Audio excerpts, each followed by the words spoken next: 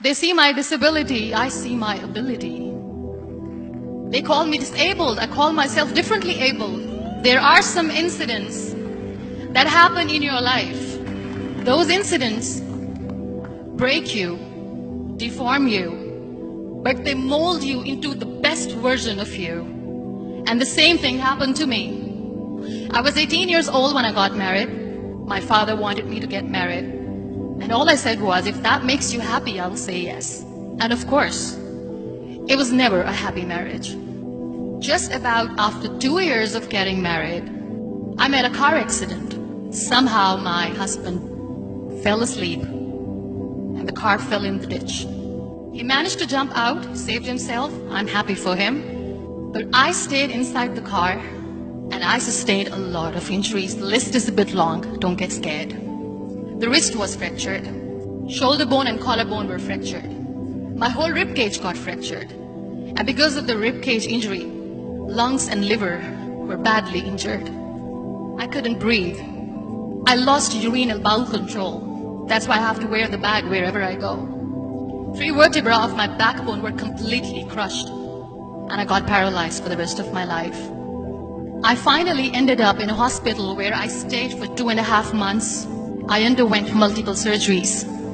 One day, doctor came to me and he said, well, I heard that you wanted to be an artist, but you ended up being a housewife. I have a bad news for you. You won't be able to paint again because your wrist and your arm are so deformed, you won't be able to hold a pen again. Next day, doctor came to me and said, your spine injury is so bad, you won't be able to walk again. Because of your spine injury and the fixation that you have in your back, you won't be able to give birth to a child again. That day, I was devastated. I asked my mother, why me? And that is where I started to question my existence. Why am I even alive? And that is where I realized that the words have the power to heal the soul. My mother said to me, this too shall pass. God has a greater plan for you. I don't know what it is, but He surely has. And in all that distress and grief, somehow or the other, those words were so magical that they kept me going. One day I asked my brothers, I know I have a deformed hand, but I'm tired of looking at these white walls in the hospital and wearing these white scrubs. I'm getting tired of this. I want to add more colors to my life. I want to do something. Bring me some colors. Bring me some small canvas. I want to paint. So the very first painting I made was on my deathbed, where I painted for the very first time. It was not just an art piece or just my passion. It was my therapy. And then I was discharged and I went back home. And I went back home and I realized that I have developed a lot of pressure ulcers on my back and on my hip bone. I was unable to sit. There were a lot of infections in my body, a lot of allergies. So doctors wanted me to lie down on the bed straight for not 6 months, for not 1 year, for 2 years. I was bedridden, confined in that one room, looking outside the window, listening to the birds chirping, and thinking maybe there will be a time when we'll be going out with the family and enjoying the nature. That was the time where I realized how lucky people are. That is the time where I realized that the day I'm going to sit, I'm going to share this pain with everyone to make them realize how blessed they are, and they don't even consider them lucky. That day I decided that I'm going to fight my fears. We all have fears. Fear of unknown, fear of losing people, fear of losing health, money.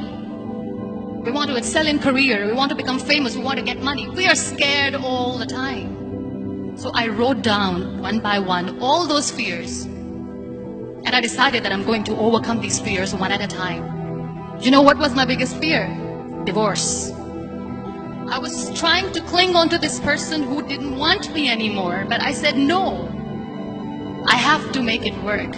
But the day I decided that this is nothing but my fear, I liberated myself by setting him free. And I made myself emotionally so strong that the day I got the news that he's getting married, I sent him a text that I'm so happy for you and I wish you all the best. And he knows that I pray for him today. Number 2 was, I won't be able to be a mother again. And that was quite devastating for me. But then I realized there are so many children in the world, all they want is acceptance. So there is no point of crying, just go and adopt one. And that's what I did. People think that they will not be accepted by the people because we, in the world of perfect people, are imperfects. So I decided that instead of starting an NGO for disability awareness, which I know will not help anyone, I started to appear more in public. I started to paint. I decided that I'm going to join the national TV of Pakistan as an anchor person. And I've been doing a lot of shows for the last 3 years. I became the National Goodwill Ambassador for UN Women Pakistan, and now I speak for the rights of women, children. We talk about inclusion, diversity, gender equality, which is a must. Every time I go in public, I always smile. It's always a big toothy smile on my face, and people ask me, don't you get tired of smiling all the time? What's the secret? I always say one thing, that I have stopped worrying about the things that I have lost, the people that I have lost. Things and people who were meant to be with me are with me. And sometimes, somebody's absence makes you a better person. Cherish their absence. It's always a blessing in disguise. Live your life fully. Accept yourself the way you are. Be kind to yourself. Be kind to yourself. I'll repeat, be kind to yourself, and only then you can be kind to others. Love yourself and spread that love. Life will be hard. There will be turmoil. There will be trials, but that will only make you stronger. So when you accept yourself the way you are, the world recognizes you. It all starts from within.